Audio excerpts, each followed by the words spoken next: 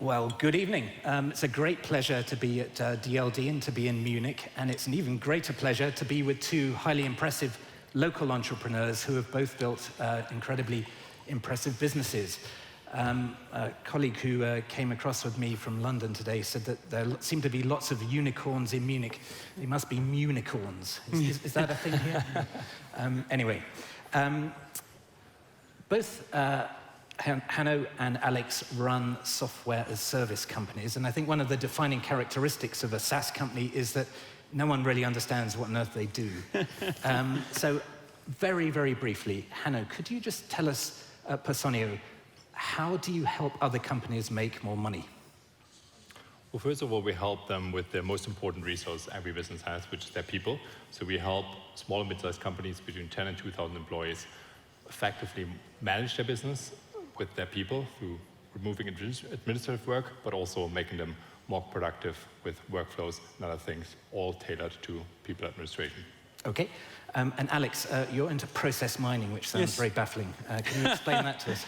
So, what we found out when we started at the university, in a Hörsa like this 11 years ago, was that big companies struggle with a lot of inefficiency. Right? You probably, anyone who's ever dealt with a big company know that it's very hard to be efficient. And effectively what we do is we help them find and fix the inefficiencies that they can't even see today. And when we do that, we help them to perform better, right? And perform better across 3 dimensions: their top line, their bottom line, and very importantly, their green line. So we also help them reduce carbon waste. Okay. Now, we were hearing earlier on the previous panel about the kind of challenges that Europe faces. And I remember in 2018, I went to the west coast of America. I was on Sand Hill Road. I talked to one of the big VC titans there. And I told him that I was going to set up something at the FT called Sifted, which is an FT-backed media startup writing about European startups. And this guy looked at me and he said, "Why on earth would you do that? There are no interesting companies in Europe."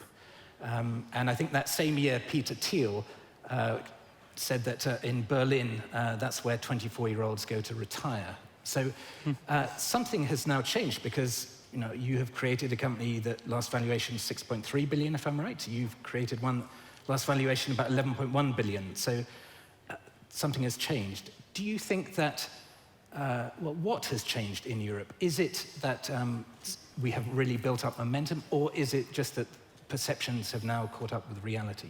Alex, what do you... So first of all, Europe always had great education. The education system, I mean, it could be a lot better, but it's very good. And great talent, and also, I think, great passion for entrepreneurship. I mean, you think of the great German companies, they were all founded at some point, right? So I think those characteristics have always been there. But in software specifically, on tech, we were really lagging behind the US. And there's various reasons for that. One is, I think, the lack of a real venture capital ecosystem. When we started Celonis in 2011, we struggled to get funding. So we decided to bootstrap, right? And I don't think that would happen to us, that would not have happened to us in the US with the kind of customers and technology we had. So I think that has changed. I think there's a lot more venture capital, and also there's more successful founders from previous generations that help new generations. Yeah? So I always was lucky to find a lot of mentors that could help me. One founded a company called Hybris in Munich, which was very successful, and he helped me along the way, and there's others. So I think that the ecosystem really started to get going, and I think even in the last 2 years, we've seen a massive acceleration. If you look at any major European city, Berlin, Munich, Madrid, Athens, we made an acquisition in Athens last year. There's really buzzing local ecosystem around database technology. So I think Europe is coming strong. Mm-hmm. Hanno? Yeah, I think maybe building on that piece around ecosystem, also what makes Silicon Valley strong was there's a lot of initial companies founded probably in the 70s or 80s, and that created an ecosystem of former entrepreneurs that could give on their knowledge, as Alex just said, of capital that was both there from people that were privately had the willingness to reinvest, but also venture capital ecosystem was building around that. And then, of course, also not just founders, but also talent from those companies. It's really helpful if there's other companies that are successful, and then you can hire these people and help you do that yourself. And that's just something that doesn't happen out of nowhere, that takes time to develop. And I think what we're seeing in Europe is we're lacking behind when it comes to digital technologies and software, but we're now also getting that same momentum that the Silicon Valley had years before. But I think we have a big benefit, and apart from the fact that we also have great talent and good universities, but we also have the fact that it's distributed, where in Silicon Valley prices explode for everything, and it's all centralized around one area, which gives a strong community, but doesn't give the benefit of the different locations we have here in Europe. And I think that really, puts us in an even better spot to build not one Silicon Valley in Europe, but a bunch of strong hubs around Paris, London, Madrid, Munich, and many more, where companies being founded and then benefiting from those same ecosystem creation effects that we're seeing here in Europe as well. A decentralized Silicon Valley, very fashionable term. What is the biggest challenge you face, Hanno? So I think as a company, we still face, there's one challenge which we face as a European company, and that relates back to the talent piece, which I just said. I think there's a lot of talent and a lot of people that we can hire and attract, but when it comes to those senior talents, those people that have worked at companies like ourselves and gone through similar stages, we still, to be honest, recruit a lot from the US and try to pull people across, or at some points we can get some from US companies that are in London or Dublin, but really that is a big challenge for us. We don't have them as much on the doorstep, which the next generation of founders will have, because they can recruit executives from Personio and from Celonis and other companies. So I think that's the challenge we certainly have. Recruiting is the most important action. And I think the other challenge that just comes as a company of our scale is you have a lot of capital, you have a lot of people, and there's a ton of opportunities you can go after, but deciding where to focus your time and really making sure you're not just trying to do too many things at the same time always remains a challenge. Right. Alex, what's your biggest challenge? I mean, we have a pretty global footprint now, and I agree with Hanno that, especially when it comes to more senior talent, the US has a bigger market.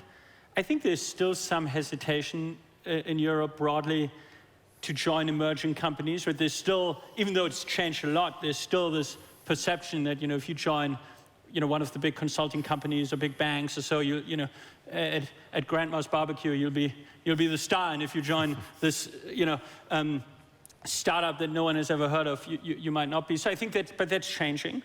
I'm really bullish on Europe, as I said earlier. I think we have an opportunity to catch up with Silicon Valley, and it's not a zero-sum game, right? And I think Europe is colorful, Europe is diverse, and it's a huge opportunity.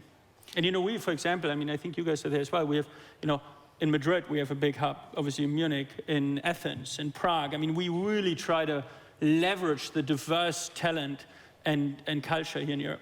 One of the complaints that a lot of people make is the nature of regulation in Europe. And there was a paper that came out the other day suggesting that GDPR had, in fact, helped the incumbents and penalized the insurgents because of the cost of regulation, and compliance was too high.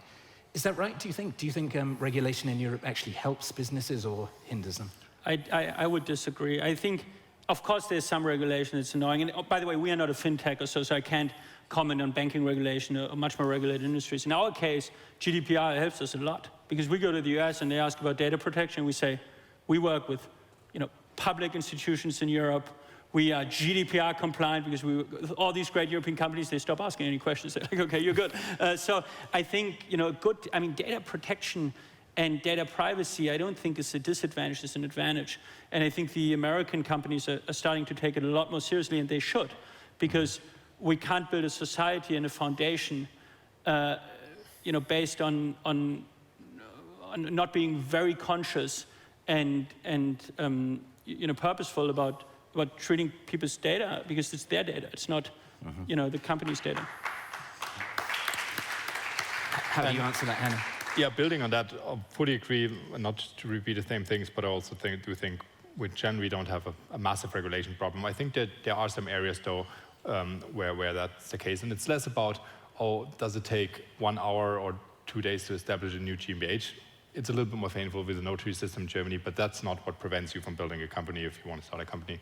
I think there's a couple of elements when it comes to acquisition of talent, and that relates to, on the one hand, the visa process, both the time it takes, but also sometimes just the hurdles for getting someone to Europe from Brazil that only has a bachelor's degree, for example, is painful, although he might be a great engineer for us, or are. We have many Personio engineers, and that's something where we've lost candidates, for example, to Canada, who is much faster and more nimble on that. And I think that's a challenge.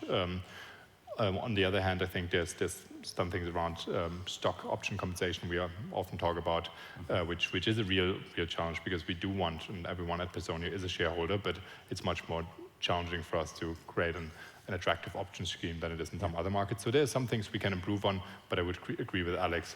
Regulation is not what holding European companies back. And trust me, we have a lot more visa issues with the US than with Europe. That's true, yeah. One of the issues that pretty much every founder I speak to across Europe has is that they find it hard to find and recruit enough good people. So Hanno, you're in kind of human resource software, so you must know the secret to this. How do you go out and recruit really good people, and then, more importantly, kind of incentivize them and retain them and make sure that this company down the road doesn't come and hire away all your best software engineers? Yeah, so maybe for context, and I put it in perspective, we did grow over the past 12 months from 750 people to 1,400 people, so we've almost doubled our workforce. So yes, we are growing a lot, and then a lot of people say, oh, so you must know the silver bullet. The unfortunate answer to that is there is no silver bullet. We have a team of 80 recruiters that don't do anything else to reaching out to candidates and trying to pull them in. But then we also have a very rigorous process of filtering them out. For hiring these 750 people, we've interviewed over 80,000 candidates, which we've approached, partially to pull into the process, but we've interviewed over 70,000 candidates.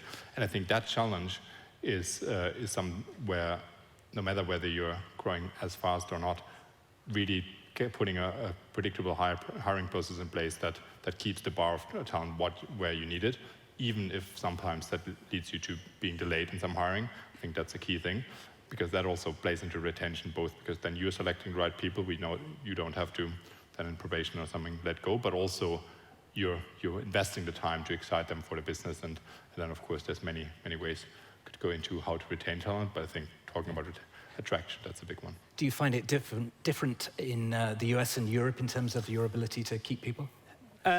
So there's a difference between the ability to attract people and the ability to keep people. Those two things are very different.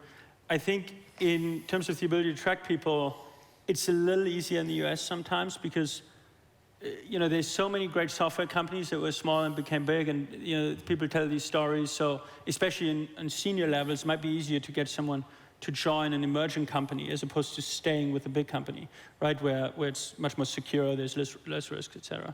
I agree with Hanno that you need to build your own recruiting team, right? We do almost all of our recruiting in-house.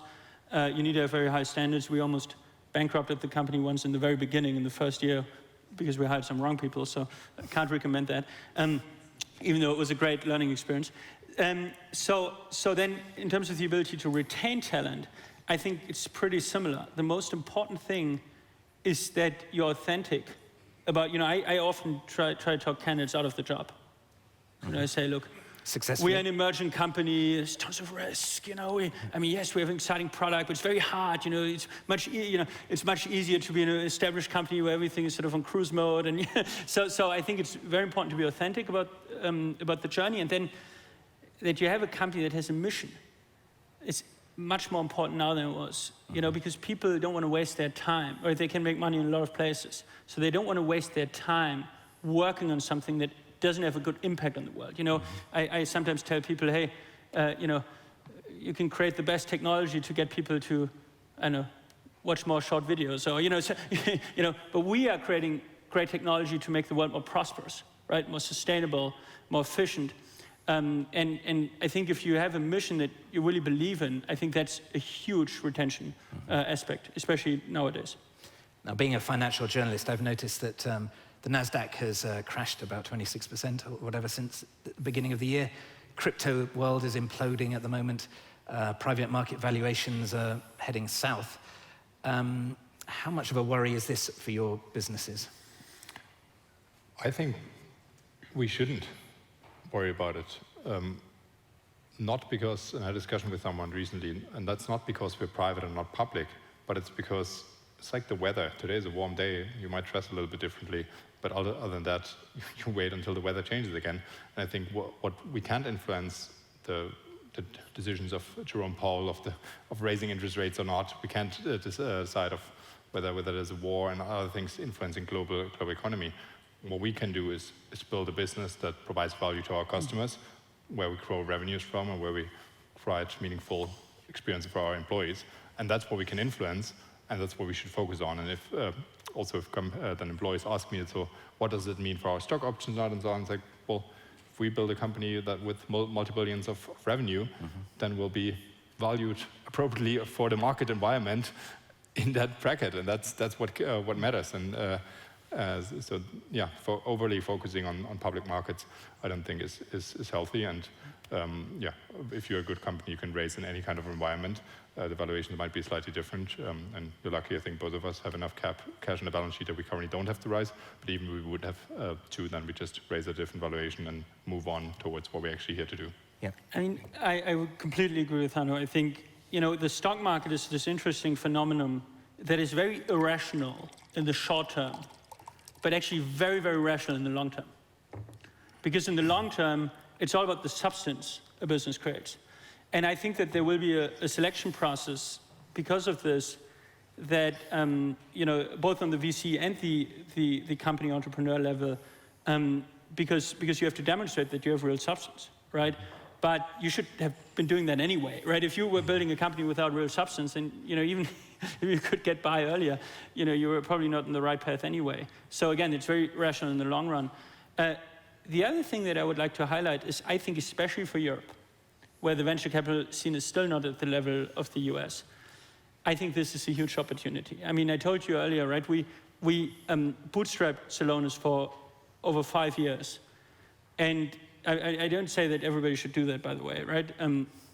But having resource constraints is actually very helpful to build a good business. And I think that's also why there will be the selection process. I mean, the famous example is Google, right? Google came out with this huge business model innovation around advertising right after the dot-com bubble. In a time where nobody cares about the business model, nobody cares about unit economics, would they have come up with that business model innovation? Would Google be Google? Probably not, right? So I think, especially for the European scene, that maybe has to be a little more scrappy. Yeah. I think this is actually going to be a time of great entrepreneurship, great innovation, and we'll look back at this time that magical things happened. I'm 100% convinced. Magical things will happen. You heard it here. Now, we're very nearly out of time, but I'd like to ask one final question to both of you. I mean, you've both been building incredibly fast-running businesses. What is the thing that you have learned along that way that you would have wanted to know when you actually started your business? Well, I mean, many things, right? When you line up all the failures that we've done over the last 11 years, you look really stupid.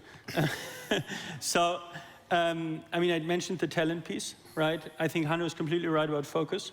Right? Early on, you might not focus enough. I think a lesson that we learned on a positive note that we had to do very early on is you build products for customers, so you have to be out talking to customers from day one. There's still too many businesses that build fancy products that don't talk to customers. So there's many lessons. We probably don't have the time, but... Hanno, you've got 20 seconds. Well, I'll keep it generic then. I think that the challenge is all the lessons we learned, and there's counters on our side as well, I can teach some individual tactical things to another entrepreneur, but you have to learn them. It's also not, it's just like reading some of these books that won't help you. So I think it's really going through them what helps you understand the real challenge, and then you can apply and learn from it. And sometimes you might make the same mistake even twice, and the learning curve is even harder, but you have to go through that, feel the pain of it, as opposed to just being told that or now knowing what I've known without experiences, I think would not help me. Great stuff. Thank you so much, Hanno and Alex. Thank you.